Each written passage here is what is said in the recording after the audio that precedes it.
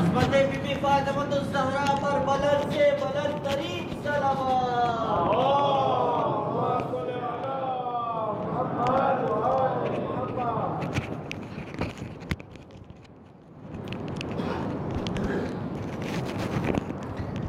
रहिमल्लाहु मन क़रअ सूरतुल मुबारकतुल फ़ातिहा।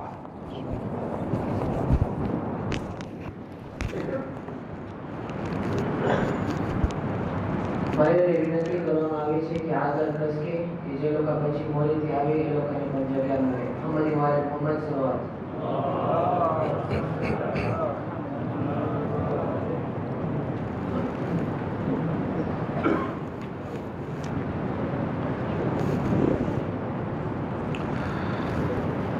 أعوذ بالله من الشيطان اللعين الرجيم.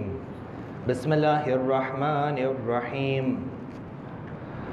الحمد لله بارئ الخلائق الأجمعين باعث الأنبياء والمرسلين، ثم الصلاة والسلام على أشرف الأنبياء حبيب قلوبنا وشفيع ذنوبنا أبي القاسم محمد.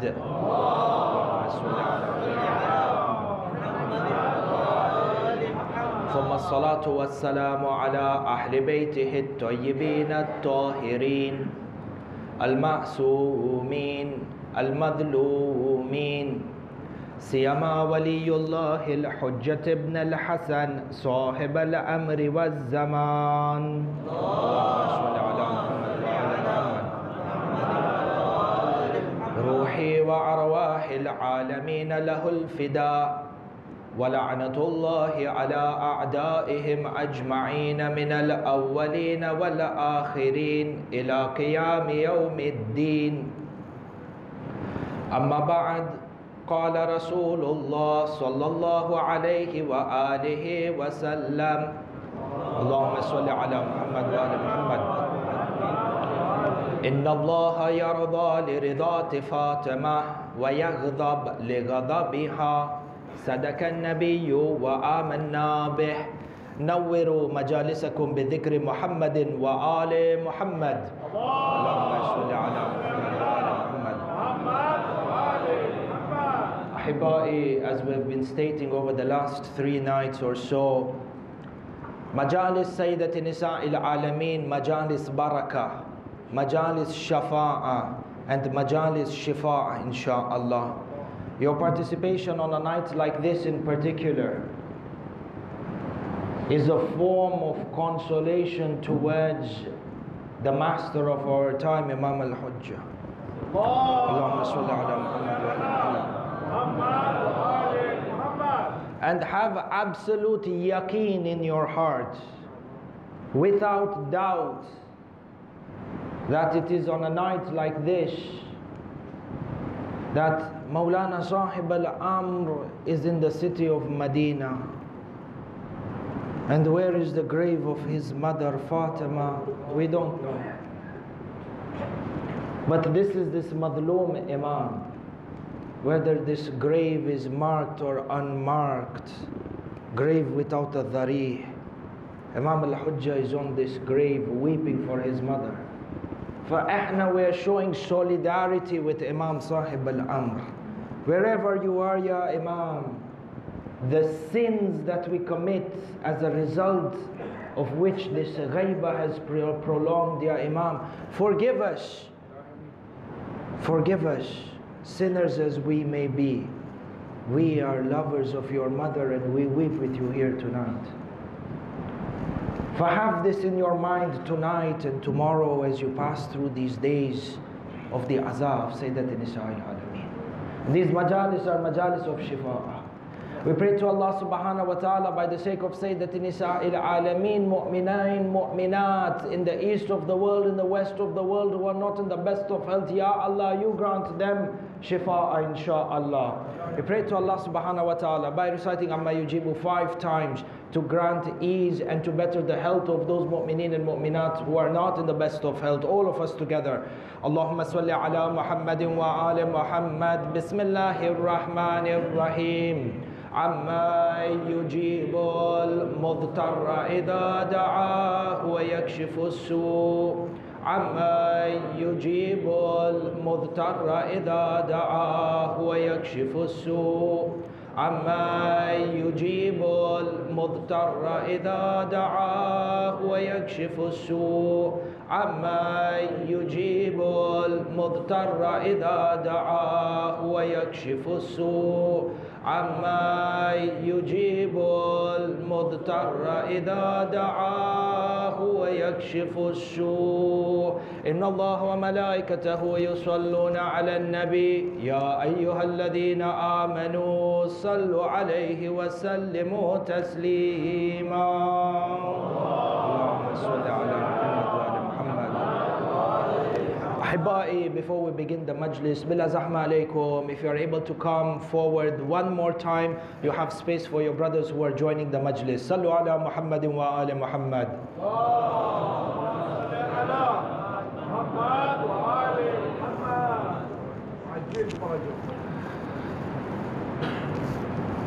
Ahibbai, the events that occurred upon the martyrdom of the Holy Prophet of Islam in the shed, in the Saqifa of Bani Sa'ad, changed the entire course of Islam. The consequences of those decisions that were taken in Saqifa, we see the ramifications of those decisions till today. And you find that the dhulm and the oppression that unleashed across the earth in the name of Islam, consequences of those decisions that were taken in Saqifa, whereby a Muslim leader is selected under questionable circumstances at the expense of the funeral of Rasulullah. Tara Sheikh Mufid in Kitabul Amali, he quotes this passage from Sayyidat Nisa'il Alameen, where she describes the events and she says, and what a despicable sight it was that the people rushed towards the Saqifa in order to fight out the issue of leadership while they left the janazah, the corpse of Rasulullah, by us. The janazah of Rasulullah was abandoned. This is a bahath on its own. You read through history and see how many companions actually participated in the Salat al-Mayyit of Rasulullah. How many of them were actually present in the burial? And you find that the circumstances that surrounded this event of Saqifa, the crimes that were committed and the atrocities that were committed, you find that there are a lot of questions that surround this event.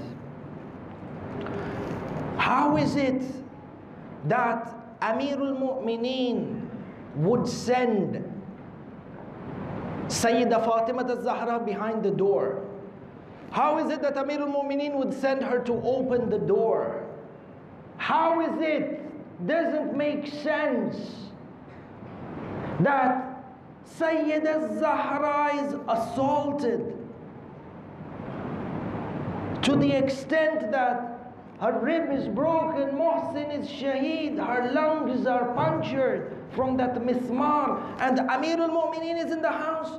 How is it possible that someone has the audacity to attack Sayyidah Zahra when Amirul Mu'mineen is in the house? And this is Amirul Mu'mineen, Haydar al-Karrar, Sahib Dhul Fiqar. So the ishkal is this. We start with the misconception, because these are the doubts or these are the questions that are asked. Somebody as courageous as Amirul Mu'mineen, how could they have attacked Sayyidah Zahra while he was in the house? Now see, Bain al-Qawsayn, Ikhwani, Ahibbai, questions are of two types. You have a question that is asked genuinely for the sake of ilm. A person truly, when he reads the book of history, he cannot come into terms with this. And it is the right of the person to ask a question. Ahna, for us, in our madaris, in our Husayniyas, in our Imam Barghas, Ahibai, when our shabab, when our youth come to ask us these questions, it is their right to ask us this question. We cannot come and tell somebody, how dare you question history, this is shirk and this is kufr and you don't have iman and Allah's anger will come upon you. Abadan la. We are a madhab that is built, we are a deen that is built on aql and a deen that is built on dalil, burhan. For questions like these, abadan should never be swept under the carpet because the answers are there. We have everything for that we do. In our religion we have answers. Today the shabab, they come, the elders, not necessarily shabab elders, they come and they ask questions in regards to azadari, the legitimacy of azadari in all its shapes and all its forms. Baba, it becomes our responsibility to make clear for them and answer their questions. Because when they get answers, they have yaqeen. So long as they are within this realm of doubts, shukuk and shubuhat, that loyalty and that steadfastness is not created. And then you find down the line, there are others who are opportunists, who will build on this shukuk, who will build on these doubts and sweep our youth away from us, sweep our communities away from us, by stealing their aqeedah and leading them astray. For the first sort or the first category of people, genuine questions, they ask, we don't understand this, explain to us. And it is their haqq to ask questions. And then you have on the other side, a'immatul kufr wa ashiya'ud dhalala. You have the leaders of kufr and the followers of deviation, who spread these shubuhat, who spread these doubts within our centers. Leave the outsiders, we're talking our own people. They spread these doubts, but they have an agenda behind them.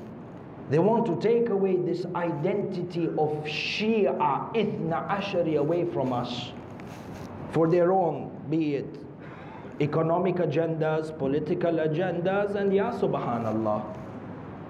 So a person comes and he says to you, does it make sense that somebody could have attacked Imam Ali? Somebody could have attacked Sada Zahra and Imam Ali was in the house? Sahih, this is something to think about. Then they use this shak to negate the event altogether. There wasn't the burning of the door, there wasn't the breaking of the rib, Muhsin was not shaheed. These are all fabrications. These are all exaggerations within the books. And they use this to hide and to eliminate the madhlumiyat of Sayyidat Nisa'il Alameen. We have to be careful and we have to be sharp. The environment in which we exist. Amir al-Mu'mineen says, Al-Mu'min kaysul fitan. Mu'min is sharp, intellectually sharp. He's able to see above and beyond these arguments and above and beyond these illusions that are placed in front of him. For it becomes our responsibility to answer these questions in a logical manner with proof. For the first ishkal or the misconception, the first objection, if you may say, is this. The premise is this. Because it doesn't make sense to me that Sayyidah Zahra was attacked in the presence of Amir al-Mu'mineen, and Amir al-Mu'mineen is Haydarul Karrar and Asadullah, It doesn't make sense to me that in the presence of Amir al-Mu'mineen, Sayyidah Zahra could be attacked.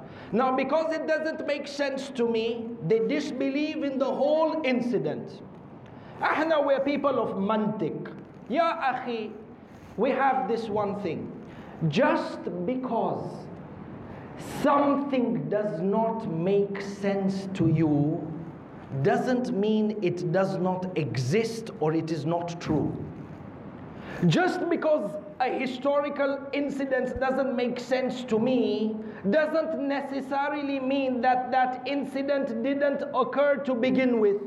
Baba, there are many things in our religion that are imposed upon us even though it doesn't make sense to us. The akal, yani what I perceive to be my intellect, is not the scale of what is right or what is wrong, what happened or did not happen. You see, take for example, there are many things in the religion that apparently may not make sense to you and I, but it is ordained upon us. So for example, take the issue of masah in wudu. When we are told that the part of the wudu is that you wash two parts of your body and you wipe two parts of your body. You wash, the washing is with the face and with the arms. And you have the masah, that is wiping of the head and the wiping of the feet, from the tip of the toes up to the joint. Now, pastor can come to you. He puts for you an ishkal. If wudu is to do with purity, outward or inward, this is a different bahath. But if wudu has to do with purity, ya habibi, when you are coming into the mosque or you are going into the imam barga or you are going to pray, wouldn't it make more sense that you clean the bottom of your foot and not the top of the foot? Logic will tell you that if the foot is going to get dirty, you would rather wipe or wash the bottom of the feet, not the top of the feet.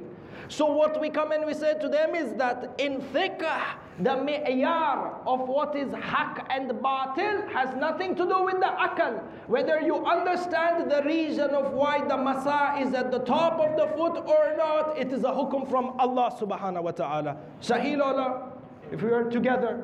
So the idea of this example is that there are many things within the religion that are stipulated upon us where we may not fully understand the reason why, but we submit to the command of Allah.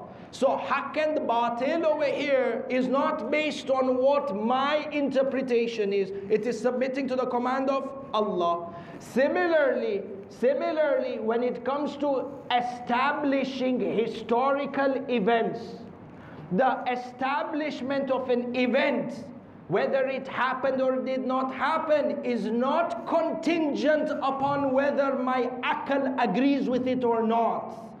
The way of establishing a historical occurrence is something else. Now whether it makes sense to me or not is my problem. Doesn't become a premise for negating the occurrence of the event. We are together, Ahibai? First point that we need to do is we need to establish the occurrence of this event.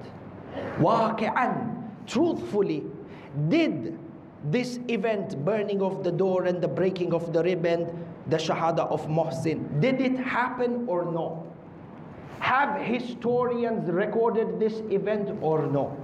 Ikhwani, ulama of the Amma, as well as ulama of the Khassa, yani the non-Shia and the Shia, they are unanimous on the fact that the door of Zahra was burnt and she was assaulted and Muhsin was shaheed.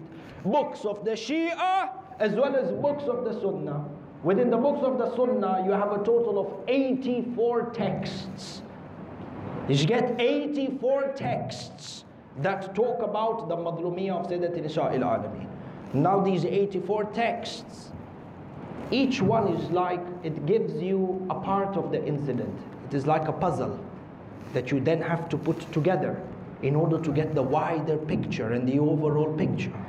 So you find, for example, Tarikh al-Tabari, which is one of the most reliable sources of history as per the Amma, where he establishes the fact that the people of Saqifa came and threatened Sayyidat Nisa'il Alameen that they would burn down her house. In Tarikh al-Tabari you have the threat. You come, for example, to the texts written by Baladuri. He comes forward and he says, and the people of Saqifa came with firewood and placed it around the house of Sayyidatin Nisa'il Alameen. You see the tartib when you look through history. One text talks about a threat. Another text talks about now the manifestation, the occurrence of this threat, step by step, until you come to Al-Safadi, scholar from the alim from the ulama of the Amma, Al-Safadi, in his text Al-Wafi wal-Wafayat, in clear black and white, he says, وَضَرَبَ عُمَرْ بَطْنَ فَاطِمَةَ يَوْمَ الْبَيْعَةِ حَتَّى أَلْقَتْ الْمُحْسِنَ مِنْ بَطَنِهَا. Ibara Sariha, text black and white, clear as bright as the sun. Umar struck Fatima on the day of Bay'ah on her stomach, as a result of which Muhsin became Shaheed. If we understand this, then there is no room for tuhma in stating that the Shia and the books of the Shia have exaggerated the dhulm that happened on Sayyidatin Nisa'il Alameen. We differ in the amount of detail. وَحَقًّا عَلَيْنَا, and it becomes the right of the Shia scholars that they will mention what happened in detail, because on the other side, there have been numerous efforts to filter and to alter history. But subhanallah, Allah works in miraculous ways where even sparks of the truth are manifested in the books of those who are against Ahlul Bayt. This is from the qudra of Allah subhanahu wa ta'ala, from the power of Allah azza wa jal, the miracles of Allah. For you find that, historically speaking, there are texts from the Shia and the Sunnah that establish this occurrence happened. Bila shakkin wala rayb. There is no doubt in this issue. Sallu ala Muhammad wa ala Muhammad.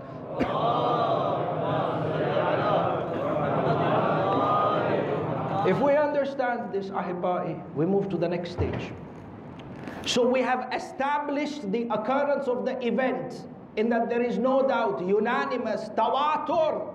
There is no doubt between the Aam and the Khasa. Entire Muslim Ummah is muttafiqeen on this issue.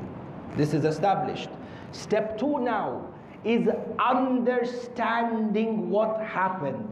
Why what happened in the manner that it did. So, to come back and answer the question, why is it, number one, that Sayyidatin Amirul Mu'mineen sent Sayyidatin Nisa'il Alameen to open the door? If you know that there are people who are coming to attack you and are going to burn down your house, and they start knocking on the door, janabak, you send your wife or you go yourself. This is the shubuhat, this is the shak that is put. So the question is, why did Amirul Mu'mineen, let's say the Zahra, go? First of all, let's make one thing very, very clear, Ahibba'i. Because these are doubts that are planted within the Ummah strategically. Leave the outsiders, by the insiders are. Now we had a whole series on Munafiqeen, Sahih Ola. This all ties up together, Ahibba'i. One thing is very clear. Amirul Mu'mineen never sent Sayyidah Zahra to open the door. She never went to open the door. Who said she went to open the door? In fact, if you refer back to the text, she went to close the door. She went to prevent them. So the first argument that we need to make clear is that she never went to open the door. She went to prevent them. Tayyib. The question over here is this. Why did Amirul Mu'mineen send Sayyidah Zahra? Imam has ilmul ghaib. What is going to happen? Sahih Ola, why did he send her? And then she gets assaulted in his presence. Why? To understand this question, let us flip the question. What would have happened if Sayyidah Zahra didn't go to the door? What would have happened if Amirul Mu'mineen himself went behind the door? What would have happened? See, the narrations are very, very clear.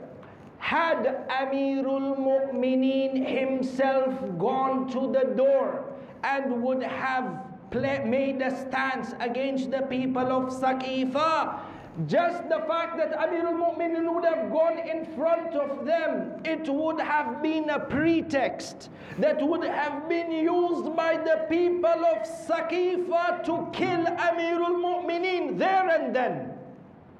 They had come for war.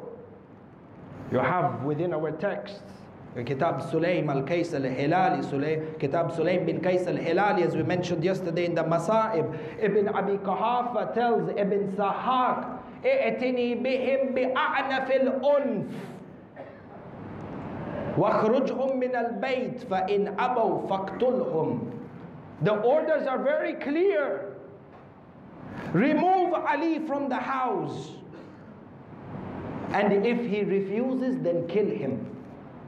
From day one, it was decided from Saqifa that the goal over here is to kill Ali ibn Abi Talib.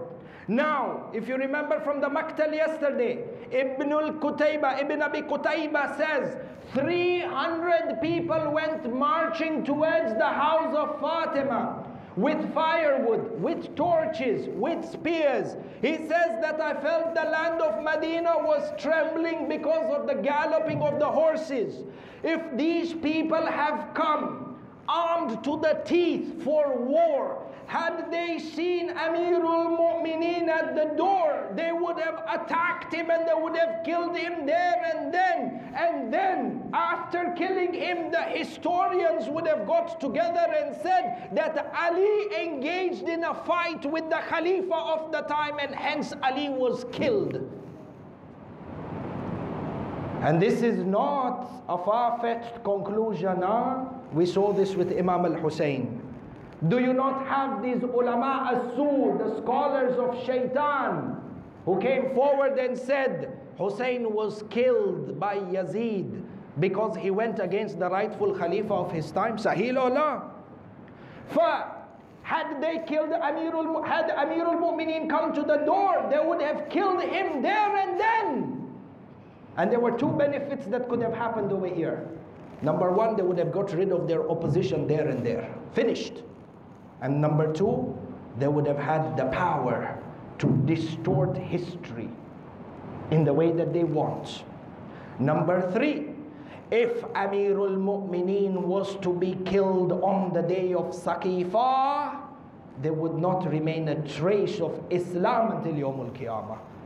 Because the only version of Islam that is the accurate version of Islam is the Islam of Ahlul Bayt and the Islam of Amirul Mu'mineen Ali ibn Abi Talib. Allahumma salli ala Muhammad. For these people were looking for any excuse that Ali should come to the door. They were looking for any excuse for Ali to come to the door so that they can shed his blood. And you find the same thing. Ibn Sahak says when he came with the firewood in front of the door, he says, "Ukhruj ya Ali, come out ya Ali and give the bay'ah to the Khalifa of the Muslimin." Sayyidah Zahra came and she said, "Wayhak ya ibn Sahak, mada taqulun, mada taqul wa mada turid?" What are you saying and what do you want? The first thing Ibn Khattab said is what? He said, "Why is it that Abu al-Hasan has sent you here while he is sitting in the house?" So Sayyidah Zahra replied back to him and said, "Tughyanuka ya shaqi, akhrajatni wa ulzimuka al-hujja." I have come behind the door because of your oppression, and to be a final argument or a decisive argument towards you. Oh, we hear over here. So now we understand that even the people of Saqifa, when they were marching towards the house, they were expecting that they would be engaged in a full-scale battle, which would be a reason for them to eliminate their opposition. And that's when he heard the voice of Sayyidah Zahra behind the door. He became shocked. He became surprised. This is not what they were anticipating, which is why he asked her, "Why did Abu al-Hasan send you?" while he's sitting in the house. So we understand over here there's a plot which Amirul Mu'mineen and Sayyidat Nisa al-Alameen were aware of. And the decisions that were made was to ensure that Amirul Mu'mineen is not killed there and then.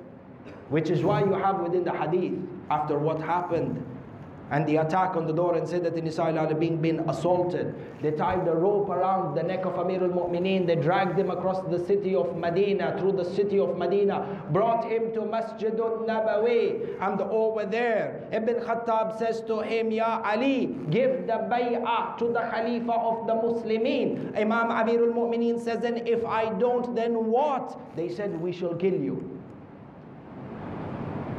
The sword was ready. This is happening. On the other hand, Sayyidah Fatima al-Zahra comes out from the house with a broken rib, with a punctured lung. Muhsin just made shaheed, miscarriage. In this manner, Kitab al-Ihtijaj, Shaykh al-Tabarsi, one of our most reliable, authentic and powerful texts that were written by our ulama, Kitab al-Ihtijaj. He states, hadith by Imam al-Sadiq, that Sayyidat Nisa al-Alameen came out of her house accompanied by some of the women of Bani Hashim. She came to the mosque and she sees that these people want to kill Imam Ali if he does not give the bay'ah. What did she say? She said, oh, to the people of Saqifa, let my husband go. Do you want to make me a widow? And do you want to make my children into orphans? Meaning what? There was an active plot to kill Imam Ali there and there.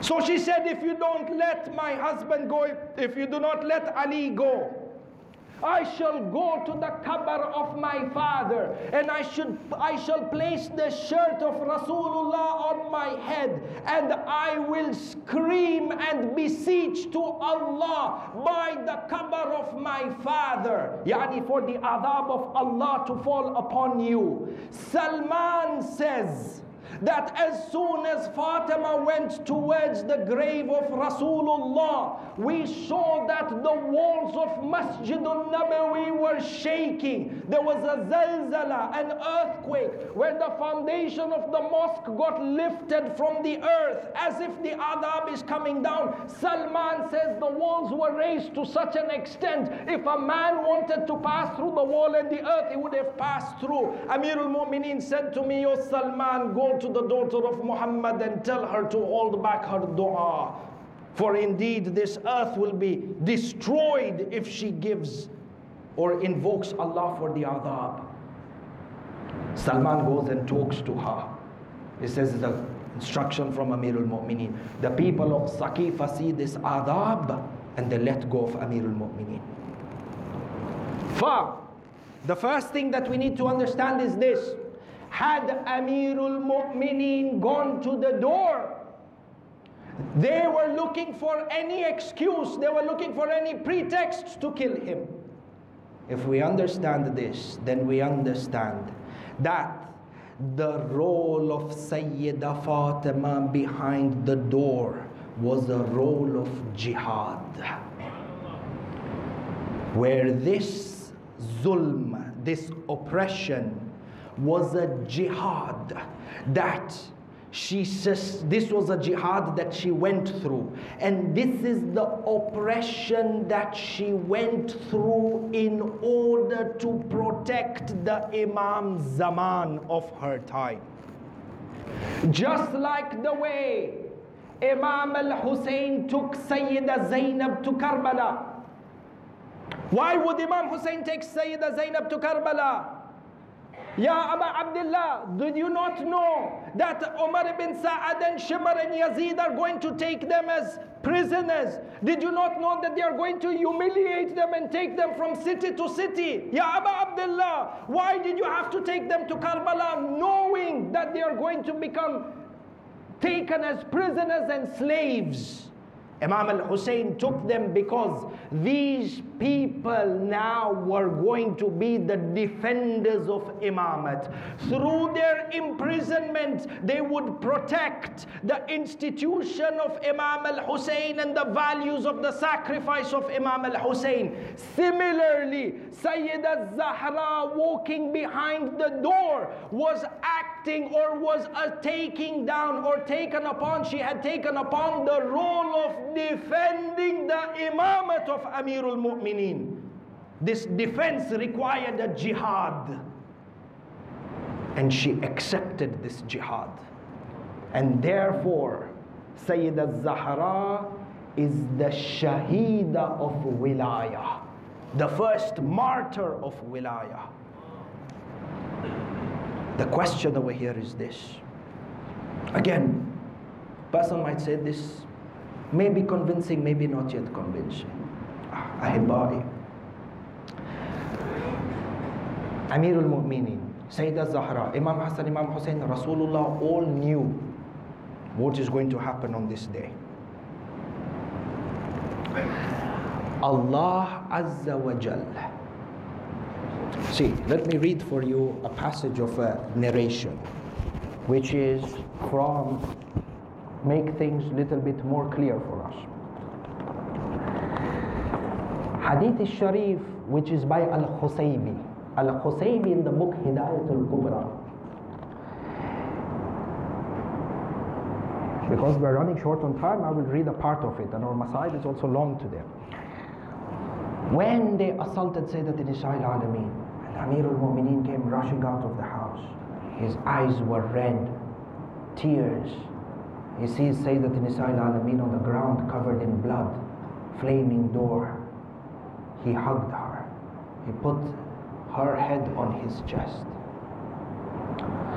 فَقَالَ أَمِيرُ الْمُؤْمِنِينَ يَا فِدَّةَ. He says, he called out to Fidda. He says, come Fidda, and help Sayyidat Nisa al-Alameen. Muhsin has become shaheed. She's asking, it's as if Fidda is wondering, Amir al-Mu'mineen, how could this happen in your presence? فَقَالَ أَمِيرُ الْمُؤْمِنِينَ يَا فِدَّةَ لقد عرفه رسول الله وعرفني وعرف فاطمة وعرف الحسن وعرف الحسين اليوم بهذا الفعل ونحن بنور الأذلة أنوار عن يمين العرش. Amir al-Mu'minin says, Ya Fidda, we were aware of this day when Fatima's rib would be broken and Muhsin would be shaheed. We were aware of this thousands of years even before the world was created, while we were noors, anwar, while we were shining lights by the arsh. Ajib. This is one. Now number two, read the ziyarah of Sayyidat Nisa al-Alameen. In the ziyarah of Sayyidah Fatima, what do we say? Assalamu alayki ya mumtahana. امتحنك الله الذي خلقك قبل أن يخلقك فوجدك لما امتحنك صابرة. In the ziyarah of Sayyidah Zahra we recite, peace be upon you, salam on you, that Fatima, who Allah took your imtihan even before He created you. He took your imtihan before He created you, and He found that you are going to be truthful and you are going to be sabira, patient. What is this imtihan? Connect this ziyarah of Sayyidah Zahra with this hadith of Amir al-Mu'mineen from Al-Khusaybi Hidayat al-Kubra. The khulasa or the summary is that before Allah created Sayyidah Zahra, yani when her noor is by the arsh, Allah took a covenant from Sayyidah Zahra. He asked her in that realm, Ya Zahra, in the dunya, in order to protect the imamat of Amir al-Mu'mineen, you will be required to do a jihad in which your rib will be broken and your muhsin will be shaheed. Are you ready to go through these difficulties? Are you ready to go through this oppression in order to serve haqq, which is manifested in the wilayah of Amir al-Mu'mineen? Are you ready for this imtihan? Sayyidah Zahra in that realm said, Ya Allah, you will find me patient and willing to endure this oppression for the sake of the wilayah of Ali ibn Abi Talib. Allahumma salli ala Muhammad wa ala Muhammad. Ahibai, this is an event that is extremely deep, that has roots. This deen and the prevailing of haqq has always come through sacrifices. And Allah subhanahu wa ta'ala took a covenant from these pure individuals to ensure, to see if they are willing to endure this oppression in order for haqq to prevail. This oppression of Sayyidah Zahra, this assault on Sayyidah Zahra from behind the door, allows us to distinguish between haqq and batil. Today you and I are Shia because of the dhulm of Sayyidah Zahra. It made black and white absolutely clear from each other. And there are many answers. There are many answers. This is one of maybe many. Every year we try 1 year to answer this question from one shubha. So I hope this is an answer that is convincing and an answer that is satisfactory, or at the minimum open the doors for more research to understand the wisdom behind this. Sallu ala Muhammad wa ala Muhammad.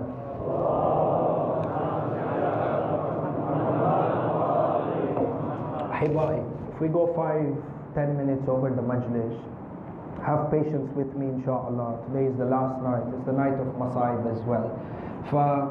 We want to give this right of the Masaib to Sayyidat Nisa al-Alamin.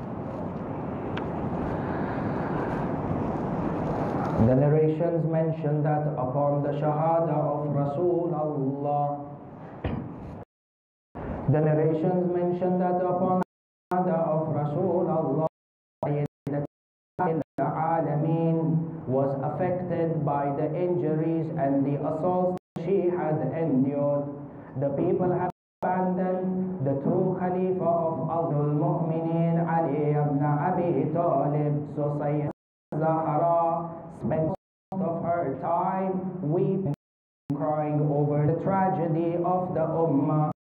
She would cry during the day and she would cry during the night, and she would weep to the extent that one day Bilal to come and give the adhan. She said, "Oh Bilal, can you recite the adhan? For indeed this reminds me of the days of my father Rasulullah." The narrators mention that Bilal had stopped and refused to give the adhan, but on the request of Zahra, he ascended upon the mimbar. He began to give the adhan. Allahu Akbar. Sayyidat Nisa al-Alamin bear witness to the greatness of Allah. Bilal went on to say, "Ashhadu anna Muhammadan Rasulullah." At this moment, the narrations mention when Fatima heard the name of Rasulullah, she wept and she wept to an extent that she fainted. The people went to Bilal and said, "Oh Bilal, stop the adhan, else Fatima will die out of grief." She spent her entire days weeping over the tragedy of the Ummah. So the people came to Amir al-Mu'mineen and they said to him, "Ya Abul Hasan, tell Fatima either to cry in the day or to cry in the night. For indeed she cries during the day and the night. We cannot work, neither can we sleep." So Abul Hasan, look at this Ummah. Look at how ill they treated Sayyidah Zahra. Look at how heartless they were. They didn't even want her to cry because they knew that by Zahra crying they would become exposed. So they said to him, "Ya Abul Hasan, tell Fatima either to cry in the day or to cry in the night." Then Amirul Mu'mineen built a house for Fatima in Jannatul Baqi, known as Baytul Ahzan. Sayyidah Zahra would go there every morning. She would take Imam Hassan and Imam al-Hussein. She would go to Baytul Ahzan. She would cry the entire day. In the evening, Imam Ali would come to Al-Baqi and take Zahra back into the house until the time of her Shahada came. Sayyidah Zahra Zahra was absolutely weak and she had lost consciousness. She would come into consciousness and lose consciousness until she came and she gave Amir al-Mu'mineen her wasiyah. She said to him, "Oh Ali, I want you to give me a ghusl. I want you to give me my kafan, my wasiyah, Ya Abul Hassan, is that those people who oppressed me should not be allowed to come to my janazah. They should not be allowed to pray over me. Neither should they know where my grave is, because indeed they are the enemies of Allah and the enemies of Rasulullah." Amir al-Mu'mineen said to her, "O Fatima, I shall fulfill your wasiyah." And then Sayyidah Zahra said, "O Abul Hassan, take care of the children Hassan and Hussein and Zainab." She says, "Oh Abul Hassan, take care of Hassan and Hussein and Zainab, for indeed these little children, their hearts are soft and they will be scared upon the loss of their mother. Be gentle with them, Ya Abul Hassan." And then once she gave the wasiyah to Amir al-Mu'mineen, she called Zainab al-Kubra. She called Sayyidah Zainab and she said to him, "Oh my daughter Zainab, there shall come a day where Hussein is surrounded by his enemies in Karbala." Allah, Allah, Zahra is remembering Karbala. She says to her, she says to Zainab, she says, "Oh Zainab, on that day of Ashura, when Imam al-Hussein, when your brother Hussein asks you for a shirt, then give him this shirt." The shirt was of Nabi Ibrahim. She gave him the shirt. And then she says, "Oh Zainab, on that day of Ashura, my wasiyah to you is that I give you an amana." Sayyidah Zainab, 4-5-year-old daughter, she says, "Oh mother, what is this amana you want me to give to my brother Hussein?" Sayyidah Zahra says to her, "Oh Zainab, I want you to kiss Hussein on the neck." Antum Shia, you know when you hear the neck of Imam al-Hussein, Yani Zahra wanted for Zainab, kiss Hussein where that khanjar of Shibr shall come. Kiss Hussein on the neck on the day of Ashura. Sayyidah Zahra gave the wasiyah to Zainab on the day of her shahada. She washed the hair of Imam Hassan and she washed the hair of Imam al-Hussein. She sent them towards the masjid, and then she sent Zainab and Kulthum to the house of her cousin, because Zahra did not want the children to witness the death inside the house. The narrations mention Asma bint Umays was in the house. Sayyidah Fatima said to her, "Oh Asma, I am going in my room and this is the last day of my life. I shall close the door and I shall lie down. Oh Asma, so long as you hear the dhikr of Allah, I am alive. Once you stop hearing the dhikr, know that I have left the dunya." Asma bint Umays says, "Allah, Allah, ya Shia, it is as if you are in the house of Sayyidah Fatima, huh? As if you are witnessing the final moments of her life. You are in the house with Asma. Take your hearts to Medina, ya Ahibbai." Asma bint Umays says, "I stood behind the door. I heard Sayyidah Fatima al-Zahra in a state of dhikr. And then came a moment, I heard behind the door, Zahra is saying, 'Assalamu alayka ya Rasulallah. Assalamu alayka ya Jibreel. Assalamu alayka ya Malak al-Maut.'" Allah, Jibreel, Rasulullah have come to the dunya with Malakul Maut to take Fatima to the heaven.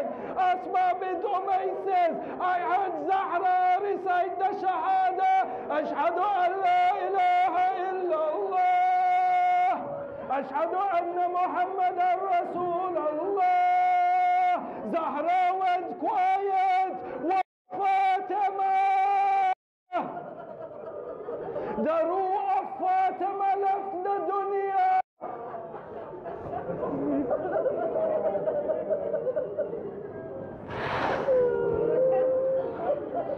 This is a night of Masa'ib, Masa'ib. The ruh of Fatima left the dunya. Asma bint Umayy says, I cried out from behind the room, Master Fatima, are you still alive? There is no answer. She says, Mawlati Fatima, answer me, there is no answer. Asma knew that Zahra has passed away. At that moment, Imam Hassan and Imam Hussein came into the house. They came into the house and they said, Ya Asma, where is our mother Fatima? Asma remained quiet. She said to Imam Hassan and Imam al-Hussein, why don't you eat before you see your mother? Imam Hussein says, oh Asma, when have you seen us eat without our mother? Imam Hassan knew that something is wrong. The narrations mention that they ran into the room. They see Sayyidah Fatima al-Zahra lying on the ground with her chadar on top of her like a coffin. Imam Hassan went on the shoulders. He starts to shake the mother. He says, oh Mother Fatima, there is no answer. Imam Hussein says, oh Mother Fatima, there is no answer. Imam Hussein says, Mother Fatima, if you don't talk to me, your son Hussein will die.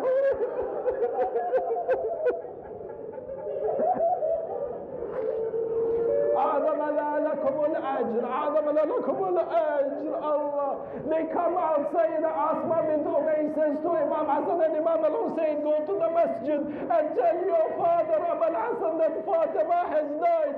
These two children, Hassan and Hussein, go running out of the mosque. They are crying. The Ashabi think, or the Sahaba think that they are missing Rasulullah. They come to Amir al-Mu'mineen. The hadith mentions Imam Hassan said to Amir al-Mu'mineen, قد ماتت أمنا فاطمة.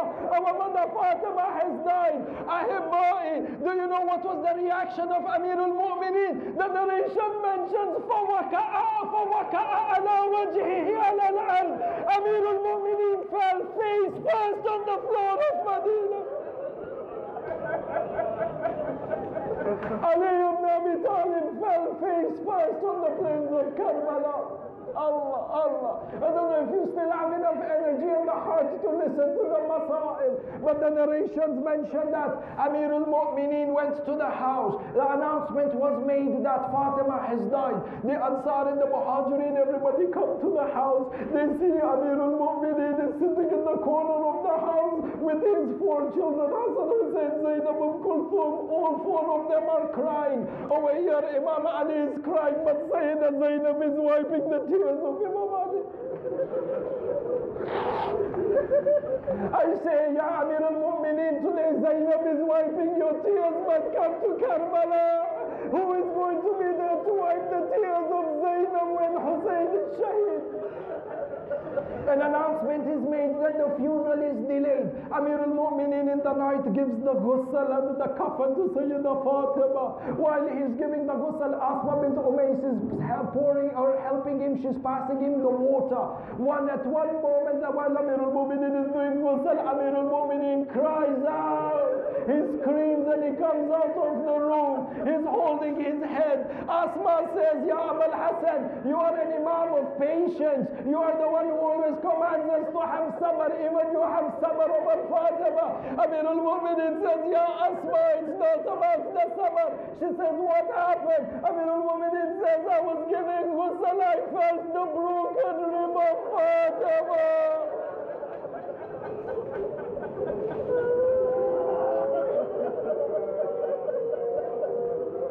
Ahibai, one of the Mu'mineen puts it very beautifully. If I paraphrase what one of the Mu'mineen says, he says, Fatima, your one rib was broken. Then what about those ribs of Hussein that were broken on Ashura when he was trampled by horses? Amir al-Mu'mineen gives the ghusl, Amir al-Mu'mineen gives the kafan. They place Sayyidah Fatima al-Zahra in the middle of the house. He cries out, Ya Hassan, Ya Hussein, Ya Zainab, Ya Kulthum.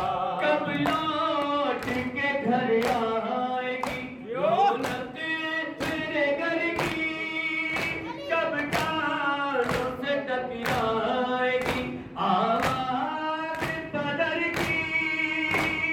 रोज़े पे मोहम्मद के बुका करती थी सुहरा, यूं याद में अकबर की रहा करती थी सुहरा, यूं याद में अकबर की रहा करती थी सुहरा, यूं याद में अकबर की रहा करती थी सुहरा, यूं याद में अकबर की रहा करती थी सुहरा, यूं याद में अकबर की रहा करती थी सुहरा।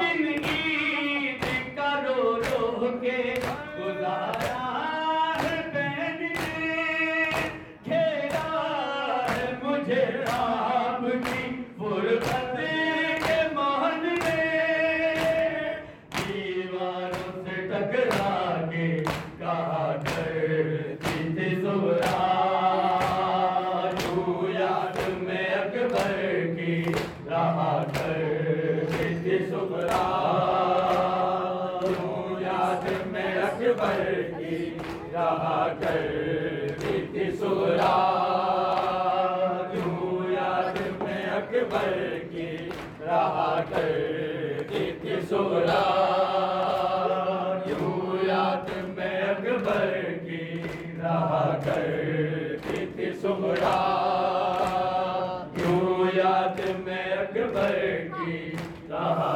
करती थी सुहरा।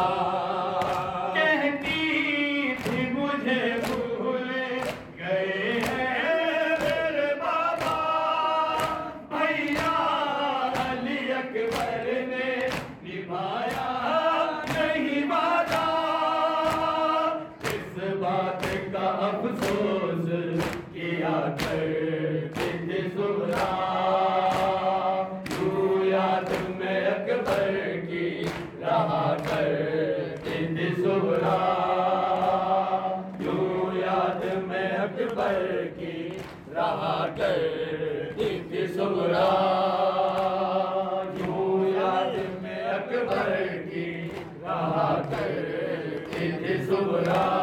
मिलने की तमन्ना में, मिलने की तमन्ना में किया करती थी सुहरा, यूं याद में अकबर की रहा करती थी सुहरा, यूं याद में अकबर की रहा करती थी सुहरा, यूं याद में अकबर की रहा करती थी सुहरा। कहती थी कि बीमार को सब छोड़ गए हैं, सीने में मेरे गम की सीना तोड़ गए हैं, बीमार थी बेहोश रहा करती थी सुहरा, याद में अकबर की रहा करती थी सुहरा, यूं याद में अकबर की रहा करती थी सुहरा, यूं याद में अकबर की रहा करती थी सुहरा। मिलने की तमन्ना में, मिलने की तमन्ना में जिया करती थी सुहरा, यूं याद में अकबर की रहा करती थी सुहरा, यूं याद में अकबर की रहा करती थी सुहरा, यूं याद में अकबर की रहा करती थी सुहरा। कानों में जब आती कभी आवाज़ अदा की, अकबर की जुदाई अब और सदा की जिंदा रहे अकबर ये दुआ करती थी सुगरा। यूं याद में अकबर की रहा करती थी सुगरा। यूं याद में अकबर की रहा करती थी सुगरा। यूं याद में अकबर की रहा करती थी सुगरा। यूं याद में अकबर की रहा करती थी सुगरा। यूं याद में अकबर की रहा करती थी सुगरा। यादे अली अकबर में वो मजलूम थी इतनी, कुछ फिक्र नहीं करती थी बीमार का अपनी।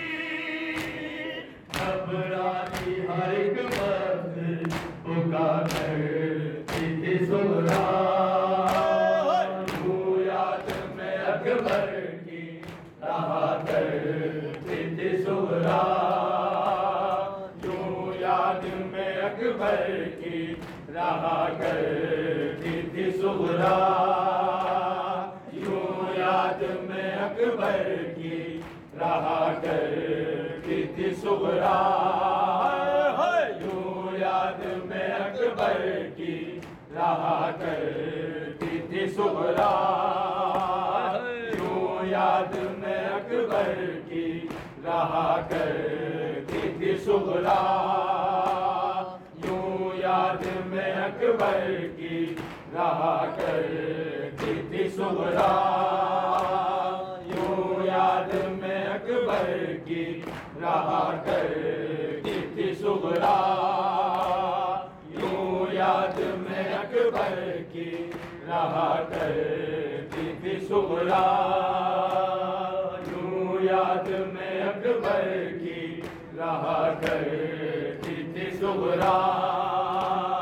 यूं याद में अकबर की रहा करती थी सुगरा। यूं याद में अकबर की रहा करती थी सुगरा। यूं याद में अकबर की रहा करती थी सुगरा। मौला हक इमाम या हसन या हुसैन, मौला हक इमाम या हसन या हुसैन, मौला हक इमाम या हसन या हुसैन, या हुसैन, या हुसैन, या हुसैन। वो आबिदे बीमार था, वो आबिदे बीमार था, चलने से जो लाचार था, चलने से जो लाचार था। और शाम का बाजार था, और शाम का बाजार था, और मुस्तफा की बेटियां मौला या हुसैन, या हुसैन, या हुसैन, या हुसैन, या हुसैन, या हुसैन। पीर की वो लाडली, पीर की वो लाडली, सीने पे जो शाखे पली, सीने पे जो शाखे पली, जिसकी हवा बन में जली, जिसकी हवा बन में जली, मुँह पर तमाचों के निशान। मौला हक इमाम या हसन या हुसैन, मौला हक इमाम या हसन या हुसैन।